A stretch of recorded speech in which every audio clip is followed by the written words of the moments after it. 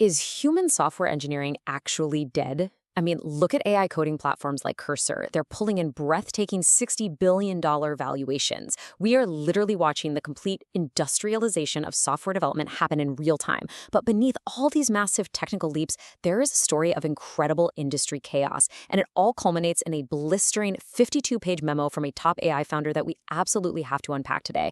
You just describe your intent, an autonomous agent writes the code, and the whole industry scrambles to survive the fallout. Let's get into it. Welcome to The Explainer. I am so thrilled you're joining us because today we're going to synthesize the dizzying, honestly kind of chaotic technological leaps of late 2025 and mid-2026 and distill them into a clear, cohesive macro view. We're going to build a tech stack from the ground up to figure out exactly what is going on in the tech world right now. Here is our roadmap for today. 1. The autonomous agent revolution. 2. Rewiring tech infrastructure. 3. The changing nature of work. 4. Safety, politics, and regulation. And finally, number 5, the quantum horizon. Section 1, the autonomous agent revolution. Okay, so check out this single data point. According to SemiAnalysis, Anthropic's cloud code is already authoring 4% of all public GitHub commits. 4%. I know it sounds small at first glance, but trust me, this marks a massive critical inflection point. AI agents are no longer just experimental toys you play with in a browser. They are actively taking over real software engineering workflows. This is fundamentally reshaping the entire information work economy. And this brings us to a brilliant concept known as Jevons paradox. Andrej Karpathy recently pointed out that this exact phenomenon is happening right now with AI coding models like Claude Fable 5. So you might think, well, if AI makes software incredibly cheap and fast to create, wouldn't we need fewer developers and just less software overall? But Jevons paradox tells us the exact opposite happens. Because software is now available practically on demand, the demand for highly bespoke, single-use applications, custom dashboards, and specialized tools is absolutely exploding.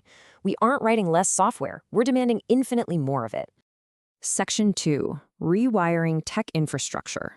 Now, to handle all that software, we are undergoing a major architectural shift.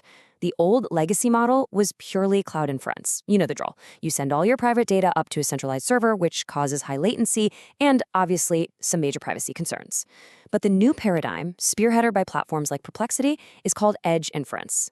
This hybrid model actually keeps your highly sensitive private data right there on your local laptop.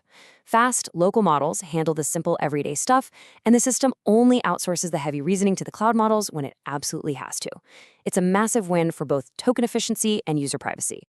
To support this new hybrid, agent-driven world, the mobilization of capital is just staggering. Meta recently announced a multi-year agreement to purchase up to $100 billion worth of AMD chips, specifically the MI440 GPUs. $100 billion!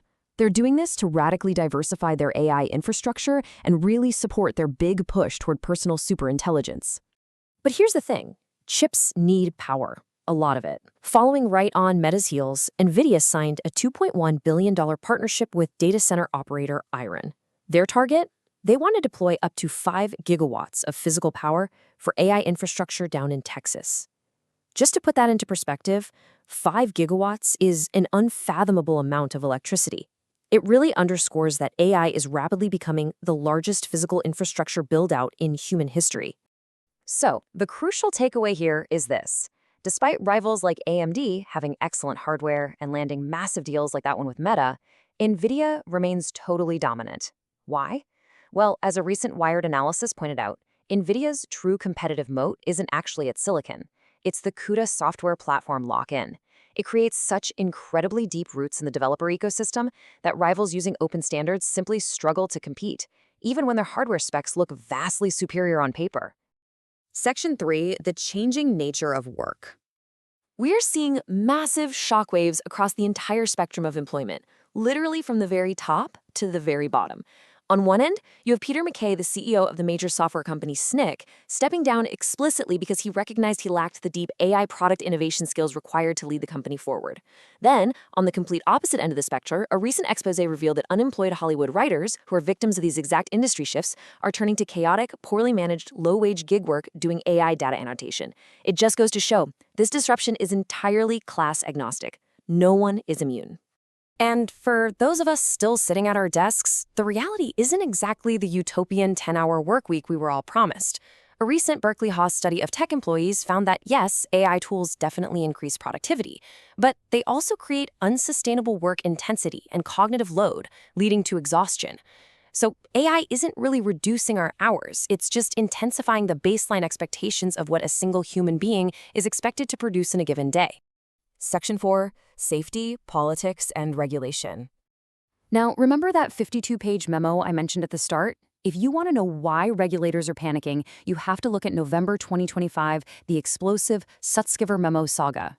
OpenAI co-founder Ilya Sutskever compiled a blistering 52-page document accusing CEO Sam Altman of repeated deception and pitting executives against each other.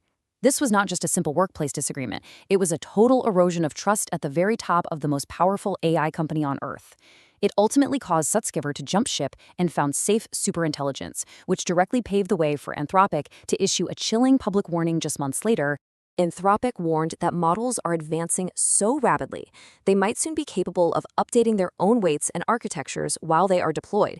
Because of this, they urgently called for the industry to develop a brake pedal. A brake pedal is basically a set of technical safeguards required to slow or stop an AI system that begins self-improving faster than human monitors can track. Because think about it, if a model fundamentally changes itself after it's released, all the safety checks we literally just ran yesterday are completely useless today.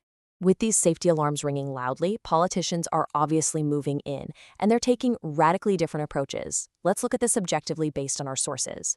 On one side, Senator Bernie Sanders has proposed a one-time 50% tax on frontier AI companies, payable in stock to fund a public sovereign wealth fund. Meanwhile, behind closed doors, OpenAI's Sam Altman has reportedly been in secret talks with the Trump administration to negotiate a totally different kind of government equity stake in these AI companies as they head toward their IPOs. So we're seeing high-stakes populism and private corporate statecraft colliding head-on. And it's not just politicians. Regulators are baring their teeth, too. The FTC has launched a major bipartisan crackdown on what they call AI washing. Moving forward, if a company makes a marketing claim about its AI capabilities, accuracy, or performance, the FTC mandates rigorous, documented evidence to back that up. We are officially entering an era of automated reporting and incredibly strict risk assessments. The Wild West days of just making up magical AI features to boost your stock price? Yeah, those are coming to an end. Section 5, the Quantum Computing Horizon.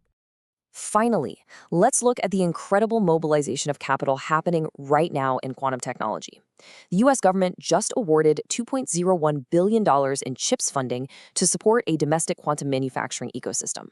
And immediately following that, IBM announced a staggering $10 billion investment into quantum computing over the next 5 years. Their target? Well, by 2029, they aim to deliver the IBM Quantum Starling, which is a fault-tolerant system with 200 logical qubits. They are literally building machines right now that will eventually execute operations completely beyond the reach of any classical computer currently running our AI models. Which leaves us with a pretty massive question to consider. With tens of billions of dollars already flowing into quantum infrastructure, is the tech industry already preparing to completely disrupt the artificial intelligence era it just built? I mean, just as we are trying to adapt to autonomous agents and 52-page memos about AI safety, the next wave is already rising. What do you think will happen when quantum capabilities fully merge with artificial intelligence? Thank you so much for walking through this explainer with me. Keep learning, stay curious, and I'll see you next time.